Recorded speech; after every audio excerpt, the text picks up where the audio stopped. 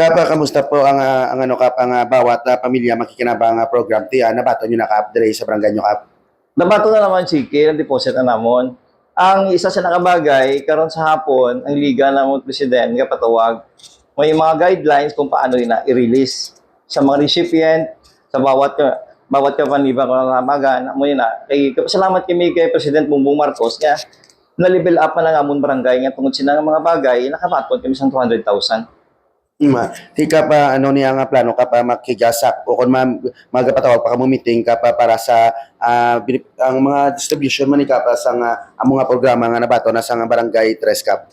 After ka na ako sa meeting, may mga guidelines yan kung paano i-release sa recipient. Halimbawa, sa may educational fund, sila, kung paano na i-release sa ila through direkta sa ilang eskwelahan o through sa ila gina mismo o tsikihan sa ila. Gani, magasunod kita na ako ng ano guidelines kay bilog man nga Pilipinas ang mag-release.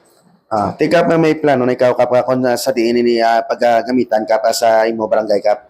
Ang plano diri sa 100,000 na socio-economic ina siya. CCTV ang mga pilian. Kay tungod din ang barangay, agakaratulog na ya gani ibang barangay ni Buray namon, ini dia barangay, bugtaw pa sila kay tungod. Ari din 24/7 diri ay 7-Eleven, gani sa CCTV bulig sila pamonitor namo kung ano activities. 24 hours gid ang activities dire sa CCTV. Gani mo lagi pili namon. Kapati sa mga madulong ang gidni nga mga lugar kapag particular sa mga kalsada kap mo na pabutakan ng CCTV. Yes, kaya gina-maintain gid namon through CCTV, maintain namon di nga well lighted gid ang area sa Barangay 3. Yes kapa. Ti ano lang ang panugyan mo kapa sa imo mga pumuluyo kapa regarding nga sa nabaton nga programa kapanin man sa aton nga presidente kap. Sa mga pumuluyo, siyempre hindi tanan matagaan. 5 lang ang recipient.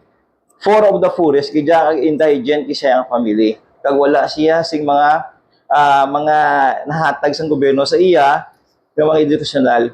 Tapos sa pamuluyo naman, pila ako, magbuligan na kita diri sa barangay nato, gamay na itong barangay, pero matawo.